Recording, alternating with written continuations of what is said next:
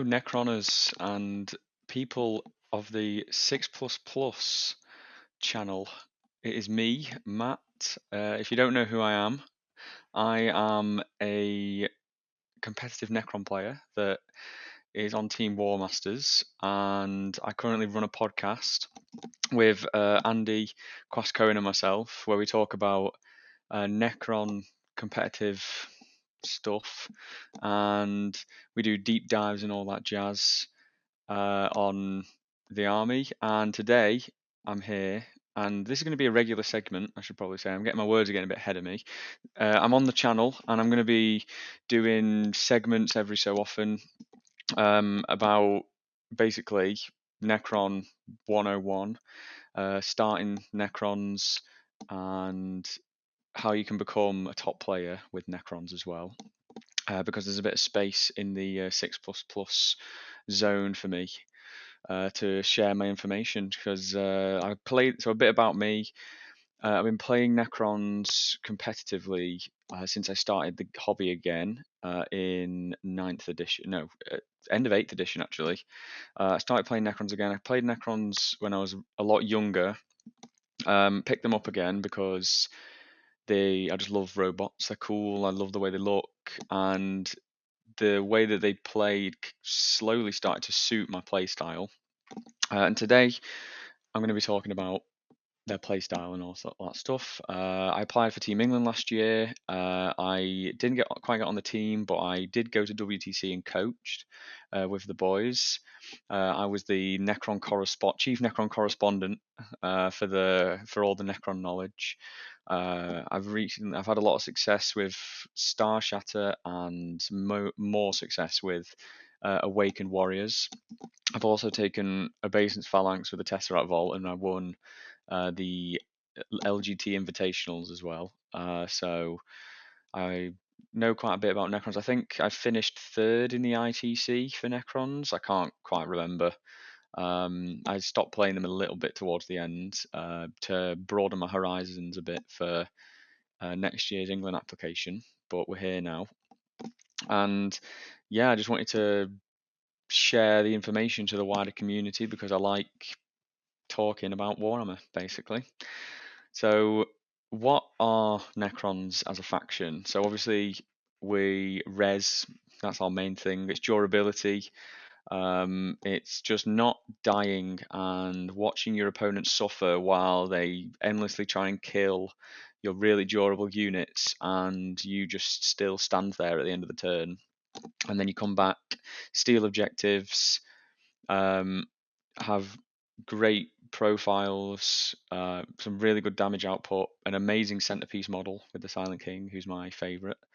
And the playstyle really is that we are an army that want to kind of make your opponent drip feed resources into you, which is why one of our biggest weaknesses is melee pressure, or like any kind of pressure list, because we really struggle to deal with some armies all at once, because we have to basically control the board, control what can come at us. And some of our lists, more of the Star Shatter variant, are good at killing things quicker, but we are a bit swingy.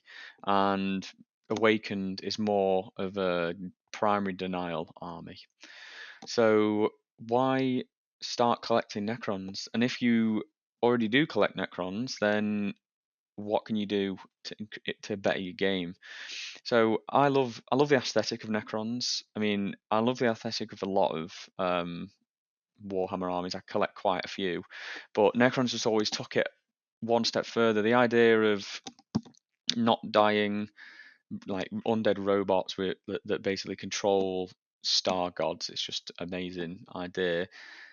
And the playstyle kind of just fell into place for me, because I just love being like in control of the board, like having a lot of options. Necrons are an army that most of the time always have an out. They're an army that doesn't really get blown out score wise very often. You'll see that a lot. Necrons are usually a blunting style list, or we are very good at skewing into pure durability to get big scores in some matchups as well. Like, for example, when you're running the 20 warriors, it's kind of black and white if your opponent can or can't kill them, and then usually you can win you can, if you can use it correctly, you can win a game based on that. So for me, um, that's like the main draw. That's why I love, and they're really easy to paint as well. So if you ever, I mean, not mine personally, because I decided for some awful reason to choose a scheme that takes forever, and it doesn't even look that good, but it's just a lot of panels with a lot of different colors. But they are a very easy army to paint. They're quite easy to collect. Back then, those magazines, loads of magazines for white, you can get them so cheap. But realistically, they're a big. They've got a wide model range as well. I call Necrons. They're one of they're more of a like a collection army rather than just like T Suns, for example, have a very small range where uh, Necrons have a massive range with lots of different data sheets. So they're more of a collection. Like Eldar would be considered the same kind of thing because there's so many data sheets. Um, I think that if you want to get better at learn at playing Necrons, then the main thing to be doing is looking at how much damage your units can take and how far you can push those units to force your opponent to overcommit into you, which is a big thing, and also how much damage you can deal back. And Necrons are an army that have rely on a lot of auras, so it's making sure you can position your models in the correct spot so they all benefit from all the auras. And so next turn, when you're moving again, you can keep those auras in line, and so on and so forth. The main one is the Silent King's reroll one auras and DDAs, which is more of a simple one. But some of them can go down to as small as a Zeraz aura, which is only 3 inches at the start, and obviously it increases. So really, what we are going to be covering in the future as well is I'm going to be looking at individual data sheets a little bit. Um, how to play them. There's a lot of stuff on my channel already, but we are going to be doing some exclusive stuff on here.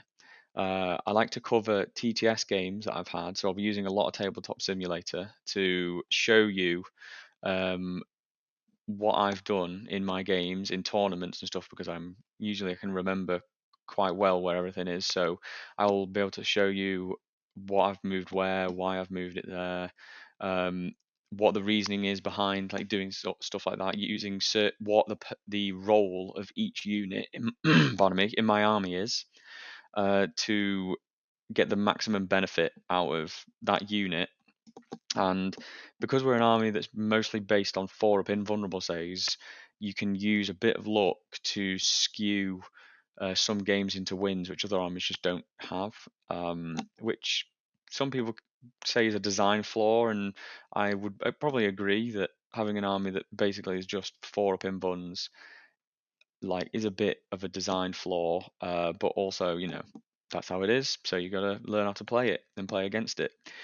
I'll also be covering as well for people how to play against Necrons as well, because I want this to be a benefit for everybody watching, and not just because if you as a Necron player know your weaknesses and know what can beat you, you can then use that information as well to stop it, change what you do, and it's good for the other people out there that want to learn how to play against Necrons. There could be a guy in the local scene who's it's got this Wraith brick and I just don't know what to do against it. It's just too durable. Well, for example, an answer would be to tag it if you can with a durable unit like a tank, and block it off the points, for example. Just something off the top of my head. And each unit has its strengths and weaknesses, and together over the next for however long, we're going to be covering exactly what are those strengths and weaknesses, basically. I'll be doing tournament run-throughs, talking about all my tournaments. I'll probably be doing similar to what we do on our podcast, where we talk through a couple of lists that have done well, but they're going to be a bit rarer because we found ourselves that going through every list every week when not much changes does usually get a bit repetitive. I'll be talking about my favorite unit of the week if I've been trying stuff in testing, because I'm still always going to be testing Necrons. Like the Tesseract Vault in Phalanx was purely down to me just trying it out and realizing how durable it is, and the Phalanx doesn't just have to be a Lich Guard detachment or a Praetorian detachment, and then it can actually just benefit just off one stratagem pretty much.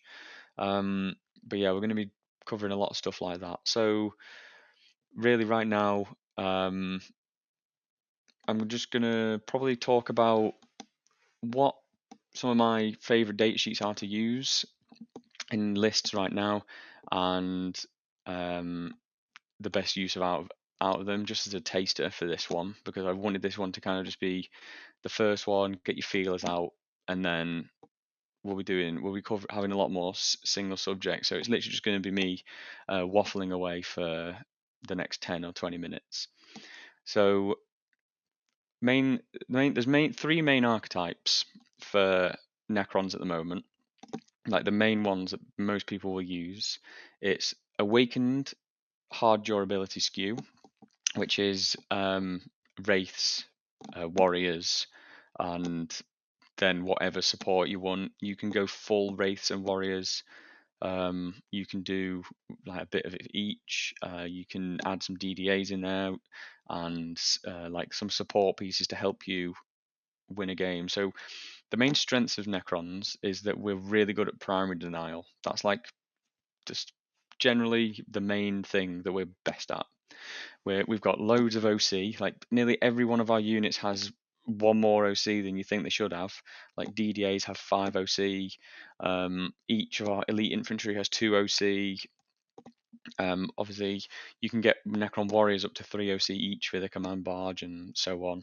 So we have a lot of good OC. The res mechanic is really helpful for when you can poke a single guy onto a point. Your opponent either has to put a unit of theirs onto the middle to stop you holding the point, and then you just kill it, or because they can't just shoot the one model because you'll die and then come back, which is the basic principle of any rezzing model when they're behind a wall.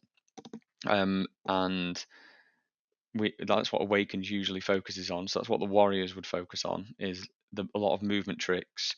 I'll probably do a refresh video on how to use the Necron Warriors on this channel, because I did one a while ago, but depending on which terrain format you're using, they've got some slightly different rulings. So UKTC have ruled that you can't pull like each other model in the chain and then res them back in, because once you res the first one, if there's still gaps in the coherency, then you can't do it.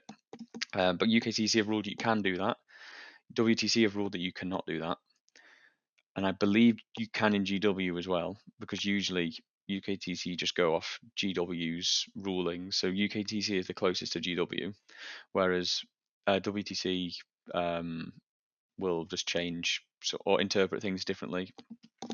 Some of it people agree with, some of it people don't, but it's not really for me to say. I just have to kind of follow it as a person that plays on WTC. I'll be covering. I mean, I'm sorry I'm jumping about here, but I'll be covering WTC, GW, and UKTC predominantly. I mean, well, only those three, because they're the three main ones that everybody plays. Glasshammer's a common one in some parts of the UK, but UKTC, GW, and WTC are the main ones. Then you've obviously got Star Shatter, which is another obviously big one. Star Shatter, when it was first released, was much more forgiving, because you could play MSU, like lots of MSU in that detachment, because there was 1 CP plus 1 to wound on a point. So it encouraged you to play. Some people were running like 10 10-man squads of flayed ones, and lots of like small units to trade up with the +1 to wound, like Scorpex and stuff like that. Whereas now, because they've made it 2 CP, it's a lot harder to do. So it's more of a shooting detachment, where you will either just go full DDA Silent King or DDA command barge with rerolls or some variant of that, and then you'll have like either 1, 2, 0 Wraith squads for holding the primary. I know Andy likes to use Scorpec Lords as solo as well, and I'm a big fan of those too because they're nice little trading units. But predominantly it is just a move gun forward, shoot army. And there is nuance. It is on the easier scale when you're at a higher skill level, but when does take a bit of practice to make sure that your DDA is in the correct space. And having assault obviously helps that a lot by letting you move a bit further if you've mispositioned, or be able to move through walls or flat advance 6 and so on. But yes, it's a predominantly shooting faction, or detachment, I should say. It's got some very good strats like reactive move when you're shot, auto advance 6, move through walls. Obviously the -1 AP, -1 to wound, and +1 to wound have gone up slightly. And then obviously you can res at the end of your fight phase as well, which is why the Wraiths were also taken by Richard Siegler, who was running the 12 Wraith 2 DDA build for a while. But I'll be going through all of that stuff anyway in future days when I do like a Star Shatter covered video and how to use it. Star Shatter basically, Awakened struggles with damage a lot, damage output, and it thrives in a meta which can't kill its durability. Right now, unfortunately, you're just really going to struggle with the warriors, especially in singles. I feel there are too many things out there that are too good into it, like Gaz and 20 boys, the 20-man squad of Berserks. Even a 10-man squad with Khan can still get the job done. And when you are struggling to keep your main units alive, the ones that need to be alive for your army to work, and you don't have enough damage because all you're meant to do is just gunk them up, then it makes it weaker. I still think it's got a place in teams because you can choose what to play into and what not to play into. I think Star Shatter is basically just a more damaged version of that, because usually you're going to be hitting on 2s with the DDAs and wounding on 2s with rerolls, so it makes them way more efficient. You've got minus damage on vehicles from like the enhancement, fall back and shoot from the enhancement, and obviously everything advances and shoots. Destroyers are still good in that detachment because they've got ignores cover on emetics and stuff like that, and you can use the -1 damage on those as well. So between the two, Star Shatter is basically more of a consistent damage with durability in different places, and then Awaken's just a flat out durability, like res characters to So if your opponent's a one phase army, they have to kill the character in combat or shooting, and then it survives till your next turn. So again, it's another thing where you put the solo character out. If they shoot it, it just comes back to life. So then they have to put something on the objective, and so on and so forth. And then we use things like Psychomancers to force battle shocks to make sure you can get the primary, and stuff like that. And then there's three main ones, which is the durability, the damage, and then the more kind of middle of the way, which is the other detachments, which is like Hypercrypt, which is uppy downy, like fast moving, but not traditionally not as good at holding primary, because it in the past has just been an army that wants to kill its opponent wherever, and it chooses where it fights, and then it kills it off the middle, and then you like move your big stuff into the middle, because traditionally in Hypercrypt you're running like monoliths, Tesseract vaults, Catan, Silent King, DDAs, stuff like that. Obviously it's been nerfed a lot since its heyday, when Andy and I were using his version of the Hyperthick list. I was running a monolith and he was running the Catan, but it was his initial list that we went off, and it was it's still good. It's still really good. 6-inch deep strike is still good, and it makes the vault able to be used on WTC and GW terrain. GW terrain it can still be used, but some maps you just can't get out the deployment zone. Same as same as WTC, and some maps it can just be shot, so it's on GW, but it's still really good, Hypercrypt. It's just got a lot of weaknesses, like getting tagged is a big weakness of it, because then you can't teleport and so on. And then obviously you've got Canoptic Core, which is another version of durability skew with a couple more tricks. Um, in my opinion, it's one of the weaker ones because Wraith. It's funnily enough, it's the least durable version of Wraiths, because Awakened you've got the res strat. In Star Shatter you've also got the res strat in your fight phase. Traditionally, you'll be running a command barge, so then you can use a res orb on it because they count as infantry with the technomancers in there. And it just synergizes really well with the other units you're using. But Canoptic Court, you really only want to be using Canoptic units and Cryptek units. So like the Doomstalkers obviously get a lot of value in that detachment, but they're still squishy-ish. Damage 3. They have obviously loan up on one of them, but if there are two more that can be shot somewhere, then they do have a big chance of dying. And the Wraiths have a reactive move, which is okay into some stuff, but they don't do that much damage back. And any minuses to hit, like against that kind of army, still makes it suffer quite a lot. But if you can't kill a Wraith like Brick, then you will just struggle into it anyway, which is kind of how Necrons have always been. Which is why I find it probably one of the weaker versions of the durability skew. And then you've got Phalanx as well. So Phalanx is I've tried Phalanx in a lot of different ways.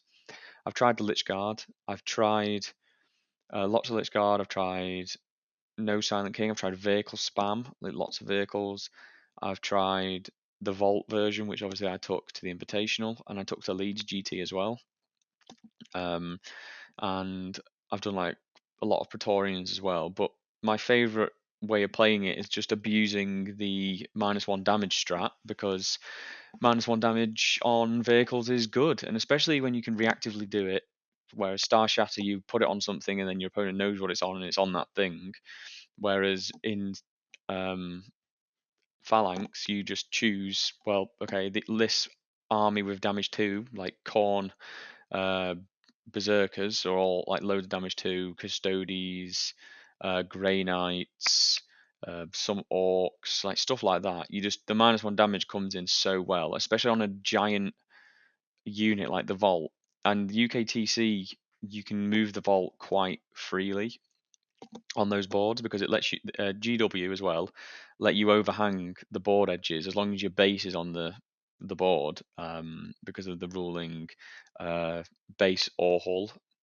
So UKTC have 100% confirmed that they rule it as you can overhang as long as your base is on. And Andy took the Vault to WCW last year, and they also ruled that you could overhang as well.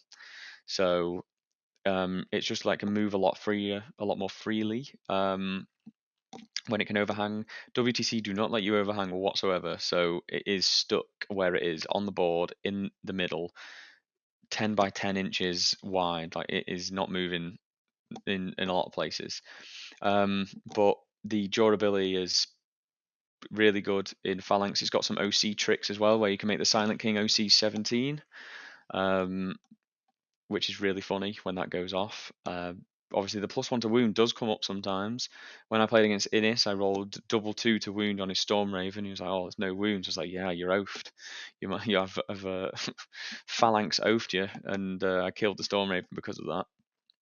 And it's a lot better detachment than people give it credit. I think people just weren't ready to explore anything with it, but it's definitely still good. The Lich Guard for me, just I don't like that much because they are 100%, in my opinion, a worse version than Warriors and Wraiths. Wraiths have a 5 up Field of Pain and more wounds and a higher toughness. They're faster. They do more wounds. They've got Dev Wound pistols, like so on and so forth, like loads of reasons. They're more OC as well. Lich Guard, like Warriors, are the same speed, also have a 4 up in bun, but there are twice as many of them, and their OC is double, Lich-Guard aren't really killing much anyway. Like 3 attacks at 5-2-1 isn't killing much. And your army does not struggle to kill chaff, like 1 wound things. And then there's so much 2 damage in the game, like I mentioned, that if there was a -1 damage strat for the infantry as well, like if it could affect infantry as well, it'd be amazing. But unfortunately not. So there's so much 2 damage in the game, they just die far too quickly. And they're very expensive, in my opinion, for what they are, compared to what you can get in comparison. So it's just not my style. I know people have done well with it, like 30 Lich Guard. It is a stat check. If some armies can't deal with it, then they will probably lose to the stat check because you can increase their OC with the strats. If you take a barge, it can go to OC 3. It's just not my preferred way of playing it. And then we go to like the last detachment, which is the humble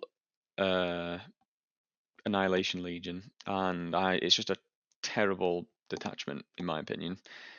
I complain about this all the time on my channel, where they have a blood surge and can't go into combat. So that's that, and we have no strats that actually increase like our damage output without them already being half dead anyway. So it's just not for me. But those are like obviously the basic Necrons.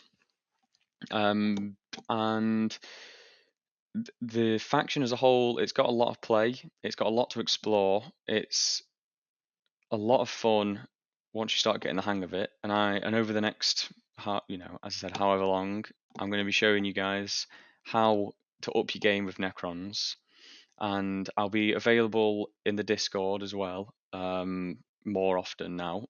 If you've got any questions, my username is warmasters_Matt. Hopefully it's showing on the thing. I think it's like, it's there. Hopefully it's showing. If you just message me, I do coaching as well, if you ever want any help. And yeah, I think that's all right for a first video. Not really said all that much. I've just spoken about our archetypes, but there will be more to come in the future, and we're going to be going properly into detail. And I hope you guys check out my channel as well and have a look, because we will be covering videos there, but we're going to be doing a lot more stuff with 6++ because Tom and all the lads, good friends of mine as well. So yeah, that's really about it. If you guys have any questions, just post them in the comments and let us know what you'd like. If you'd like us to cover anything specific, I'll definitely add it to the pile. And I hope you guys enjoyed it, and I'll catch you on the next one. Goodbye.